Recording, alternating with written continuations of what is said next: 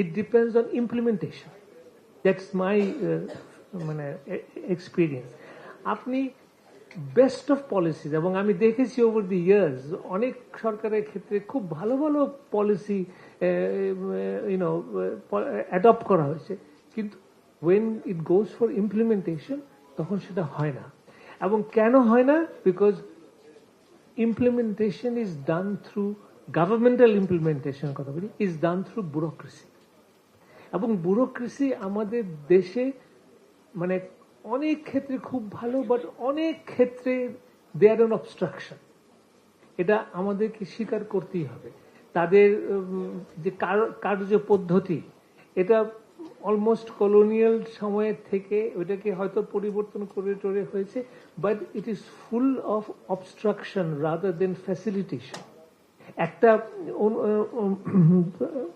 Policy adopt করার পরে সেটা ইমপ্লিমেন্টেশন করার যে কত পদক্ষেপ, পদে পদে পদক্ষেপ, একটা সিগনেচারের জায়গায় 10টা সিগনেচার, 10 জনের কাছে যাওয়া, আদান প্রদান করতে করতে সময় লাগে। এবং আপনি যদি একটা জিনিস দেখবেন যে আমাদের প্রজেক্ট ইমপ্লিমেন্টেশন যখনও হয় সেটা এত দীর্ঘায়িত হয়, যেটা দরকার 5 বছর ওটা 7 বছর 8 বছর, যেটা দরকার 3 বছর সেটা গিয়ে জায়গায় 5 বছর। এবং এর ফলে যে আপনার যে এক্সপেন্ডিচার বাড়ে, যে প্রজেক্টে আপনি 1000 কোটি টাকা দিয়ে শুরু করেছেন ওটা ইমপ্লিমেন্টেশন করতে করতে হয়ে গেল 1500 2000 কোটি টাকা। তো এই অর্থটা কার কাছ থেকে আসছে? জনগণের কাছ থেকে আসছে।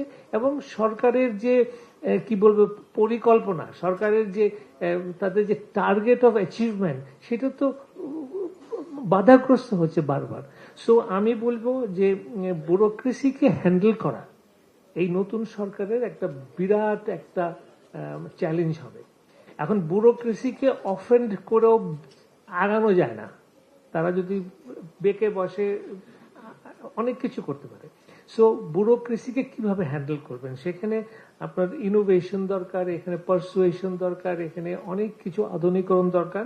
এবং তার central my suggestion, I am sure এটা অনেকেরই আপনারা বলছেন, যে digitalization of our administrative system.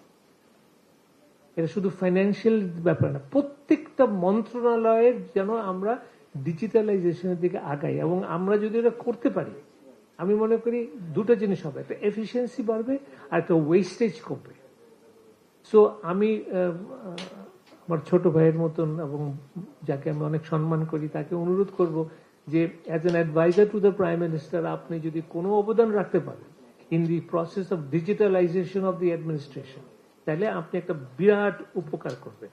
আরেকটা আমার ছোট প্রস্তাব, যে গুরুত্বপূর্ণ মন্ত্রণালয়গুলোতে একটা অ্যাডভাইজারি গ্রুপ করা যায় কিনা, যেমন education, in telecommunication, in health, যে এটা সরকার আছে, ব্যুরোক্রেট আছে, বাট সরকারের আমন্ত্রণে হেলথ সেক্টরে বা অন্য ইম্পর্টেন্ট সেক্টরে যেন একটা অ্যাডভাইজারি গ্রুপ থাকে, যারা প্রত্যেক 3 মাস পর পর এসে সরকারকে পরামর্শ দিবেন এবং তারা আবার ওই সরকারের অগ্রগতিটা একটু মনিটরিং করবেন।